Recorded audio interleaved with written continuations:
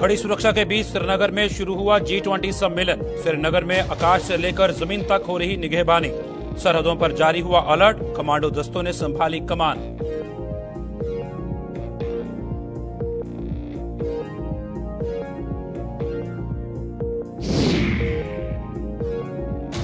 G20 के आयोजन से 7वें आसमान पर भाजपा। मेजबानी मिलने पर पीएम मोदी का जताया आभार।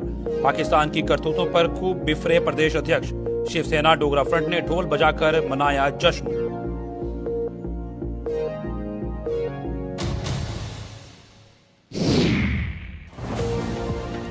पैंथर्स पार्टी के नेता हर्षदेव सिंह को पुलिस ने किया गिरफ्तार। उधमपुर थाने के बाहर हर्षदेव सिंह कर रहे थे विरोध प्रदर्शन। पुलिस पर भाजपा के इशारों पर काम करने का आरोप।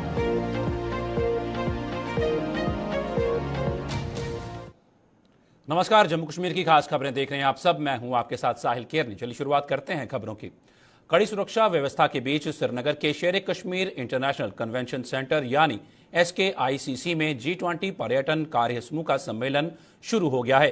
3 दिन तक चलने वाले इस सम्मेलन में G20 सदस्य राष्ट्रों में 17 और आमंत्रित अतिथि देशों में से 8 राष्ट्रों समेत कुल 25 देशों के प्रतिनिधि भाग ले रहे हैं। कश्मीर घाटी में वर्ष 1986 के बाद ये अपनी तरह का पहला बड़ा अंतर्राष्ट्रीय आयोजन है। इस सम्मेलन के चलते श्रीनगर व इसके आसपास के इलाकों में सुरक्षा व्यवस्था कड़ी कर दी गई है। डल झील में नौसेना का मार्कोस दस्ता और CRPF के वाटर विंग के जवान तैनात किए गए हैं। G20 सम्मेलन के मद्देनजर श्रीनगर में आकाश से लेकर जमीन तक निगहबानी की जा रही है। इस बीच IB से लेकर LOC तक अलर्ट जारी किया गया है। सीमावर्ती जिले कठुआ, सांबा, जम्मू, राजौरी, पुंछ, बारामूला, कुपवाड़ा व बांदीपोरा में IB व LOC पर जवानों को अतिरिक्त सतर्कता बरतने की हिदायत दी गई है।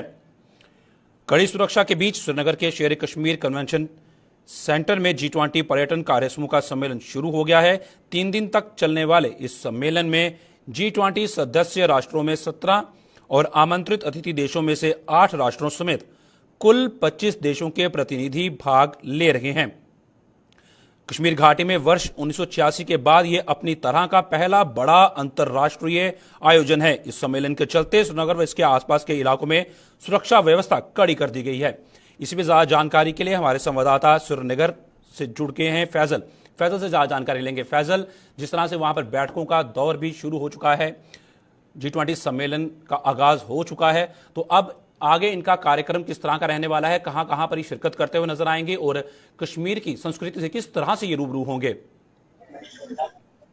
देखिए, बिल्कुल, जब हम कार्यक्रम की बात करते हैं तो कार्यक्रम अभी 3 बजे के करीब स्टार्ट हुआ है और करीबन ये जो कार्यक्रम है जो सारा स्टार्ट आधे घंटे के लिए मीटिंग जो है चलेगी और मीटिंग के बाद प्रेस कॉन्फ्रेंस भी होगी। लेकिन मीटिंग का जो मकसद होगा या उसमें जो मुद्दा होगा वो फिल्म टूरिज्म होगा और उसके साथ साथ जो यहाँ की कल्चरल प्रिजर्वेशन है उस पर वार्तालाप होगा। मीटिंग होगी किस तरीके से फिल्म टूरिज्म को एक बार फिर से बढ़ावा दिया जाएगा, किस तरीके से फिल्म शूटिंग यहाँ पे होगी और किस तरीके से प्लेटफॉर्म यहाँ के लोकल आर्टिस्ट को मिलेगा। और उसके साथ साथ जो रिच कल्चरल हेरिटेज है, हमारा रिच कल्चर है जम्मू कश्मीर का, उस कल्चर को किस तरीके से प्रिजर्व किया जाएगा उस पर वार्तालाप होगा। और उसके बाद आपको मैं बता दूं कि ये जो सम्मेलन है, मीटिंग के बाद का एक विजिट जो हमारे पास खबरें आ रही है सोर्सेज के हवाले से कि पोलो भी मार्केट भी जाएंगे, जो कि बड़ा मशहूर मार्केट, हाल ही दिनों में उसको रिनोवेट किया गया कल्चरल मार्केट है, वहां पे जाएंगे। वहां पे जो यहाँ की रवायती जो चीजें हैं, हैंडीक्राफ्ट है, जो कल्चर का हिस्सा है, उस चीज को देखेंगे और उस चीज को प्रमोशन करने की जरूरत करेंगे। तो इस बीच आपको मैं बता दूं कि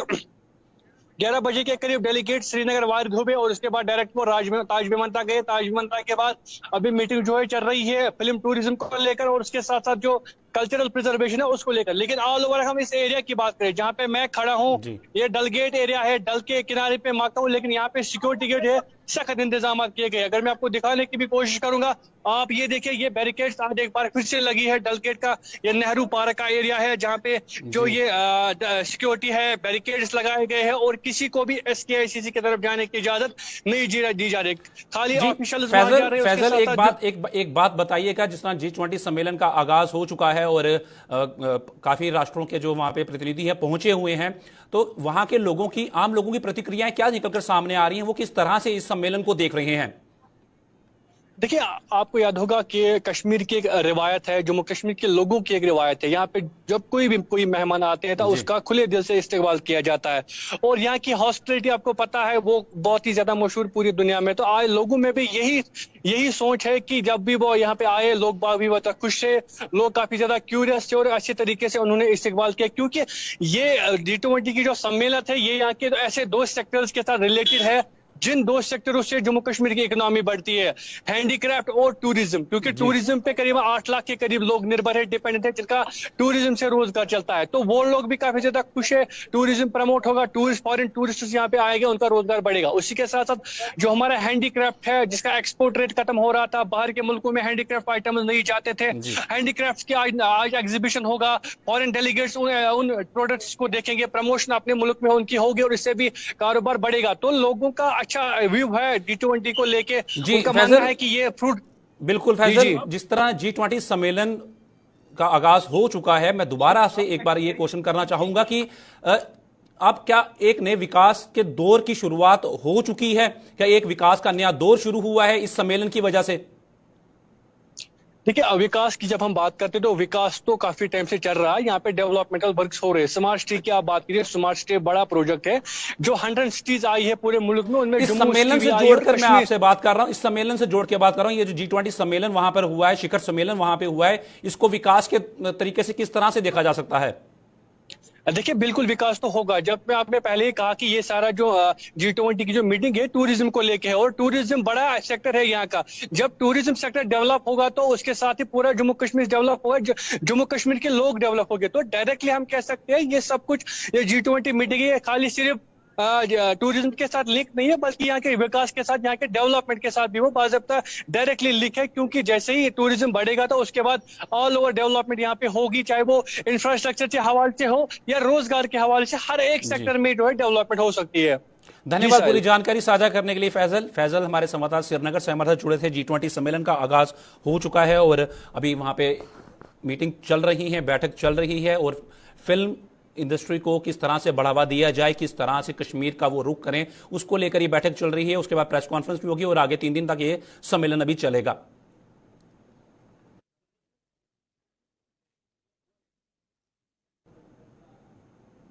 G20 सम्मेलन से बौखलाया पाकिस्तान किसी बड़ी वारदात को अंजाम दे सकता है। सुरक्षा बलों ने उन्हें मिले इनपुट के आधार पर जम्मू सहित सूबे के अन्य जिलों में भी चौकसी बढ़ा दी है। बात करें अगर पुंछ जिले की, तो वहां पुंछ शहर से लेकर सीमावर्ती इलाकों तक सुरक्षा बलों ने मोर्चा संभाल लिया है। सुरक्षा बल लगातार पेट्रोलिंग करने के अलावा सीमावर्ती इलाकों का चप्पा चप्पा छान रहे हैं और नाकों से गुजरने वाले हर गाड़ी की सख्ती से जांच की जा रही है। पुलिस के आला अधिकारी भी जवानों के साथ कंधे से कंधा मिलाकर अपने फर्ज को अंजाम दे रहे हैं ताकि पाकिस्तान के हर मंसूबे पर पानी फेरा जा सके।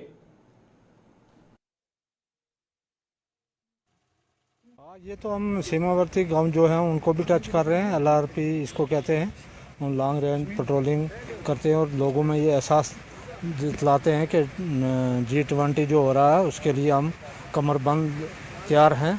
हमेशा नौजवानों में, लोगों में भी हम ये उत्साह पैदा कर रहे हैं कि ये जो G20 हो रहा है ये हमारे भलाई के लिए हो रहा है और हम फोर्सेस जो CRP है, पुलिस है, आर्मी है, सभी लोग इसके लिए यकमुट होकर लड़ने के लिए भी तैयार हैं और अपना फ़र्ज़ जो है कर्तव्य निभाने के लिए तैयार हैं। ये G20 जो थ्रेट हमारे पास इनपुट्स आ रहे हैं हमारे हाई फार्मेशन की तरफ से, तो उसमें यही है कि एक तो माइनॉरिटी गाँव हैं जो उनको भी टच कर सकते हैं, एक जो सिक्योरिटी फोर्सेस के कैंप हैं उन पे भी अटैक हो सकता है। जैसे पिछले दिनों भी हमारे आर्मी की गाड़ी पे अटैक हुआ, तो उस चीज़ को देखते हुए हम पूरी तरीके से तैयार हैं कि ऐसी कोई अनटवर्ड्स ना हो।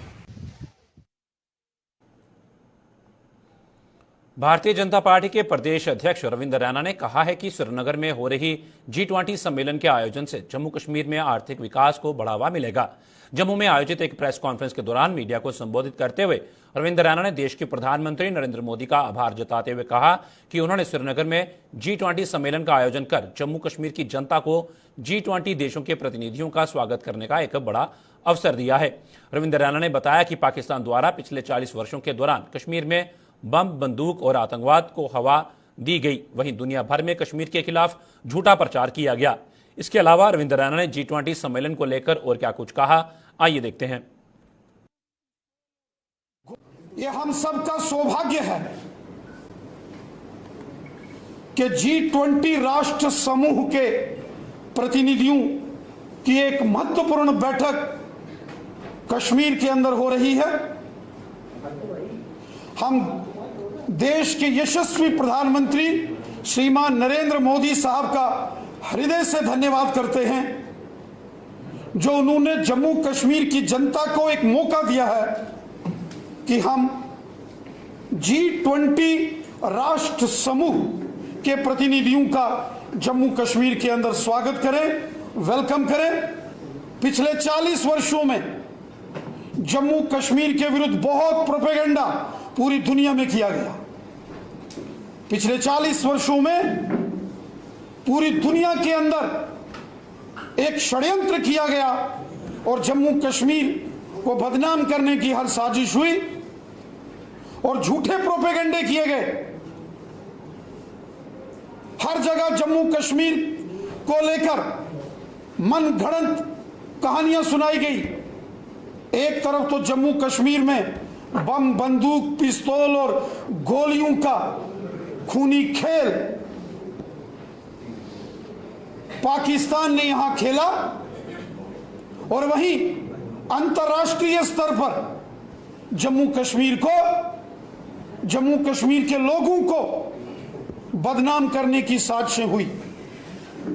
साथियों, आज वो सारी साजिशें विफल हो गई, वो सारे षड्यंत्र फेल हो गए,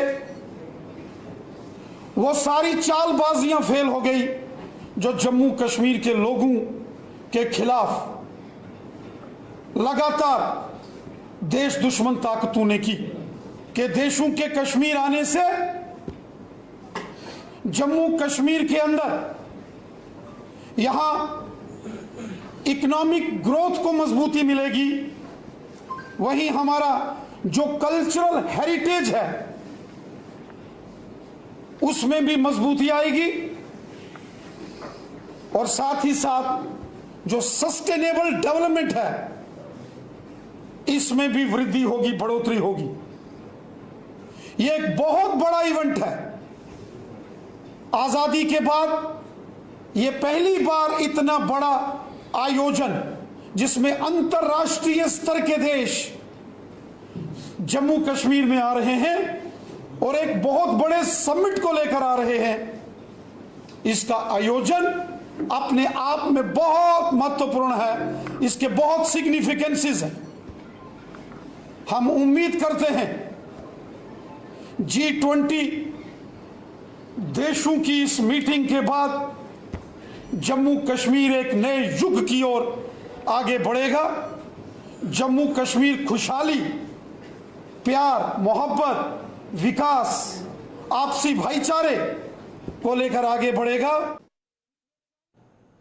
श्रीनगर में हो रहे G20 सम्मेलन को लेकर शिवसेना डोगरा फ्रंट ने जम्मू में आज ढोल बजाकर जश्न मनाया। इस दौरान विपक्षी दलों के नेताओं की प्रतिक्रियाओं को आड़े हाथों लेते हुए शिवसेना डोगरा फ्रंट के प्रधान अशोक गुप्ता ने उन्हें खूब खरी खोटी सुनाई।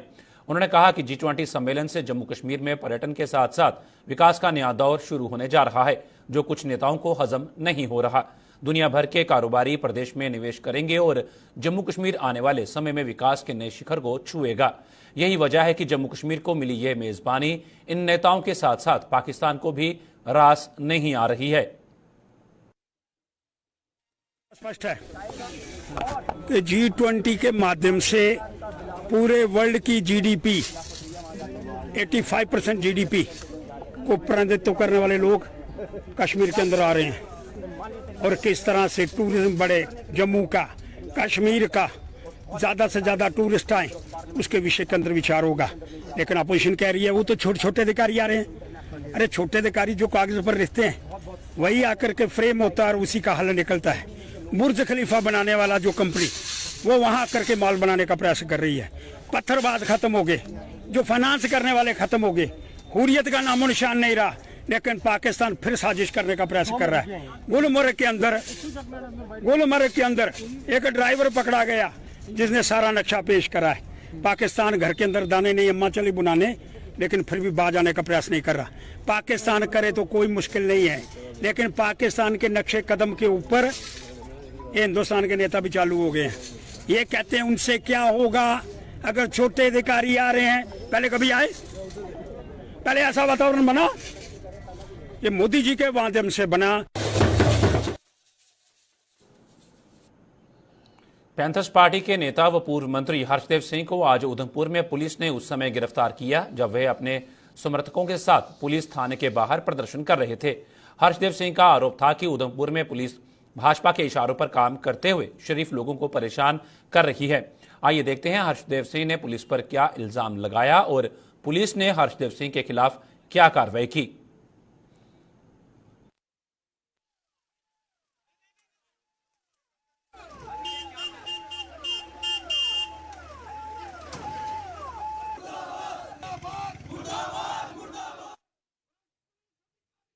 जो पुलिस की गुंडागर्दी है ना उधमपुर के अंदर, वो खत्म होनी चाहिए। यहाँ जो शरीफ आदमी है उसको तंग किया जाता है, उसको प्रताड़ित किया जाता है। गुंडे मवालियों को पूरी शह दी जा रही है। जो कमाऊ पुत्र हैं उनको पूरी शह है, जो मर्जी वो कर लें। और भारतीय जनता पार्टी की जो है, जिस तरीके से ये लोग उनके कहने के ऊपर काम कर रहे हैं ना, भारतीय जनता पार्टी आपको बचा नहीं पाएगी। हमारे प्रकोप से मैं ये कहना चाहता हूं, मैं ना गलत करता हूं ना गलत बर्दाश्त करता हूं, और गलत करने वालों को सजा दिलवाने के लिए मैं किसी भी हद तक जा सकता हूं। ये इन लोगों को समझना होगा जो नए नए अभी आए हैं ना। बीजेपी के पिट्ठू बनकर बात नहीं बनेगी भाई साहब। कानून, rule of law has got to prevail here. You must understand this. सब पुलिस वालों को यह समझना होगा। और बेगुनाहों को आप जब मर्जी पकड़ के कान से ले जाएं, जो मर्जी उनके साथ सलूक कर दें। यहां चोरियां हो रही हैं, उनको पूछने वाला कोई नहीं है। कत्ल कितने हो गए उधमपुर में, कोई पकड़ने वाला नहीं है। एक नौजवान ने एक पोस्ट डाली शराबियों की, उसको रोजाना यहां से कोई साहिल सिंह नाम का है, अफसर है पुलिस का, इंस्पेक्टर है कि क्या है, वो रोज फोन करता है। उसकी बहन की शादी थी, उसने कहा शादी छोड़ बहन की, तो थाने में हाजिर हो। उसने कहा मेरा गुनाह क्या है? उसने कहा तूने एक किसी शराब पीते हुए आदमी की पोस्ट जो है वो सोशल मीडिया के ऊपर चढ़ाई है। कठुआ में बिजली की अघोषित कटौती को लेकर राष्ट्रीय जनता दल के कार्यकर्ताओं ने गांव मेहताबपुर के लोगों के साथ मिलकर प्रदर्शन किया। प्रदर्शन कर रहे इन लोगों का आरोप था कि पीडीडी ने बिजली का किराया तो बढ़ा दिया है, लेकिन बिजली आपूर्ति के नाम पर उन्हें केवल अघोषित कटौती ही मिल रही है। इन लोगों ने बिजली विभाग से गांव में जल्द बिजली की आपूर्ति सुचारू करने की मांग की है। प्रोटेस्ट किया है कि इस करिए कि बिजली की प्रॉब्लम है, बिजली का कारण घट है, लगातार 3-3 घंटे घट है जी। तो उसकी वजह ने ये होंगे जो शामी ने कट आता या 10 बजे 7 to 10 बजे कट है, ना रोटी खाने का टाइम होंगे ना उसले, तो बच्चे पढ़ना की पढ़ना दसो। रात 10 बजे बत्ती गई है, सवेरे 3:30 बजे आई है बत्ती, कोई सुता नहीं, कोई कुछ नहीं करना। इस करिए अं प्रशासन जगाना चाहते हैं। मेरा कट ही थोड़ा कट जरूर है, ठीक है, अस मनते हैं कट करो, लेकिन कोई तरीका करो, इसका मैनेज करो। आरसपुरा स्थित सीआईडी कार्यालय के साथ सटी खाली जमीन पर आज घास फूस में अचानक आग लग गई। यह आग देखते ही देखते भड़क गई और इसमें वहां लोग लगे कुछ पेड़ों को भी अपनी चपेट में ले लिया। इस घटना में हालांकि कोई जानी नुकसान तो नहीं हुआ, अलबत्ता वहां पार की गई कुछ गाड़ियों को आग ने अपनी चपेट में ले लिया। सूचना मिलने पर दमकल कर्मी भी मौके पर पहुंचे और उन्होंने इस आग पर काबू पा लिया।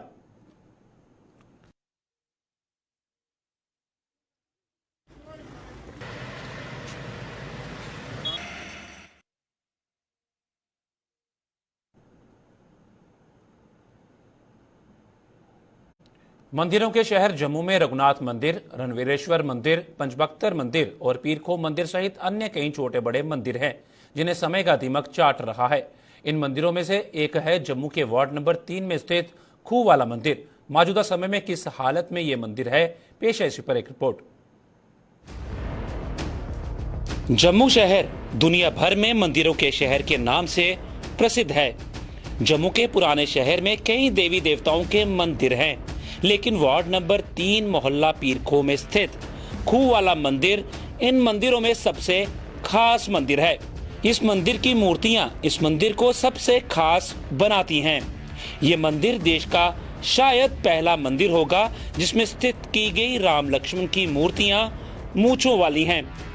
इसलिए इस मंदिर को मूंछों वाले राम के मंदिर के नाम से भी जाना जाता है। और महाराजा ध्यान सिंह कहते हैं, मतलब महाराजा ध्यान सिंह के समय में ये मंदिर बनाया गया है और पीरखो के रास्ते में ये मंदिर है। इसको पुराना नाम इसका खूह वाला मंदिर बोला जाता था क्योंकि इसके प्रांगण में खूह है।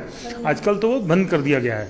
और इस मंदिर की और विशेषता बताऊं, राम जी पहला आपको ऐसा मंदिर मुझे लगता है प्रदेश में तो लगता हो सकता है विश्व में भी ऐसा राम जी का मंदिर हो। यहाँ राम जी और लक्ष्मण जी की मूछें हैं और मूछों वाले रामचंद्र हैं और मुझे लगता है ये मंदिर की विशेषता है। कई बार इसको जो है मूछों वाले राम जी के बारे मंदिर नाम से भी इसको जाना जाता है। मुच्छे वाला मंदिर लक्ष्मण मुच्छे वाले राम जी मुच्छे वाले ये जम्मू में नहीं कोई भी। ये मंदिर बनाया ध्यान सिंह, महाराजा ध्यान सिंह। हाँ, महाराजा ध्यान सिंह ने मंदिर बनाया था। ये मंदिर है मूंछों वाले राम जी।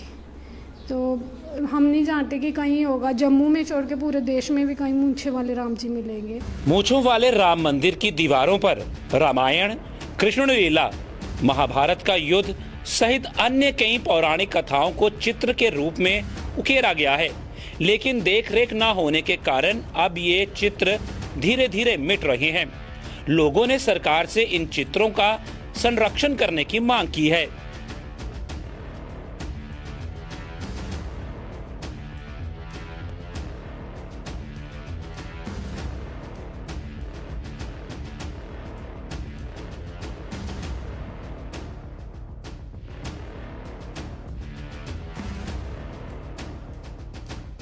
पूरी लीला हो रही है कि ना राधा कृष्ण दी नाल नत्था वो भी दस्सेदा, सब कुछ दस्सेदा।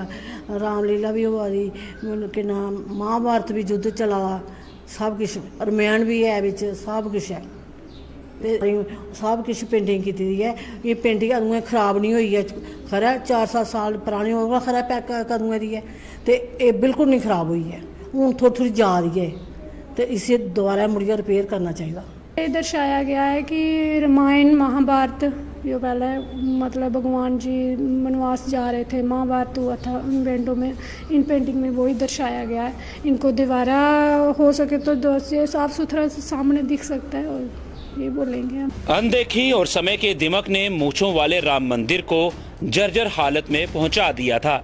मंदिर की छत टूट चुकी थी और बारिश के मौसम में मंदिर की छत से पानी टपकता था और मंदिर इस कदर जर्जर हालत में पहुंच चुका था कि कभी भी इसका अस्तित्व मिट सकता था। लेकिन ऐसे में स्थानीय पार्षद ने इस प्राचीन मंदिर के जीर्णोद्धार का जिम्मा उठाया और मंदिर की छत का लेंटर डाल दिया। स्थानीय पार्षद के मुताबिक पहले चरण में उन्होंने छत का काम पूरा किया है।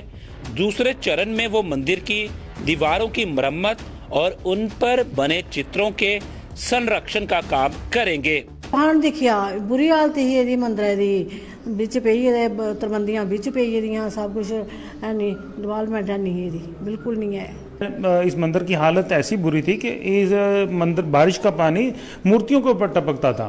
और पहले मैंने जो है प्रथम चरण में लेंटर डालने का काम किया है, लेंटर डलवाया गया है और आने वाले समय में जो है इसको जितनी इसकी दीवारें आप देखिए, पुराना इतिहास है, मुझे लगता है राम विवाह और कृष्ण विवाह ये सब जो है मुझे लगता है दीवारों पर चिन्हित है और प्रयास किया जाएगा इनको। और बिल्कुल हमारा भी दायित्व और जिम्मेदारी रहती है कि ऐसे धरोहर, ऐसे प्राचीन मंदिरों को रख रखाव किया जाए, जो मैंने किया है। और मुझे लगता है राम जी ने चाहा तो आने वाले समय में और भी ऐसे जो है इसका जैसे इसको सीनरी बचाई जाए, इसको जो पुरानी जो दीवारों में इसकी जो राम विवाह ये सब इनको बचाने का प्रयास किया जाएगा और इसका जितना भी काम है मैं सब करूंगा और राम जी ने चाहा तो इसका आगे भी जीर्णोद्धार किया जाएगा। सरकार और आम लोगों की अनदेखी के कारण लगातार प्राचीन धरोहरें धाराशाही हो रही हैं, लेकिन पार्षद पुरुषोत्तम शर्मा इस मंदिर का जीर्णोद्धार का काम शुरू कर सराहनीय काम कर रहे हैं और उनके इस काम से आने वाली पीढ़ी को मूंछों वाले राम मंदिर के दर्शन हो सकेंगे। जम्मू से वीडियो जर्नलिस्ट विजय कुमार के साथ अश्विनी चंदेल की रिपोर्ट।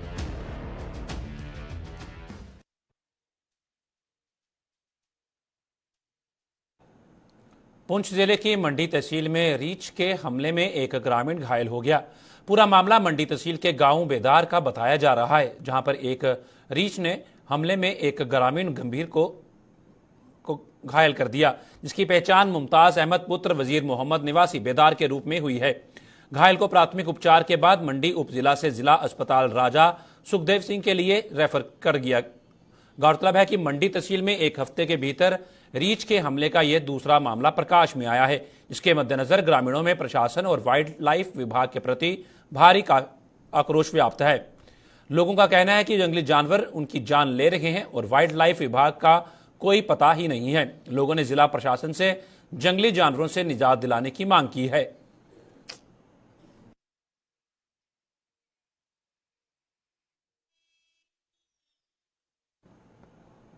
जम्मू कश्मीर की खास खबरों में फिलहाल इतना ही। दीजिए इजाजत। नमस्कार।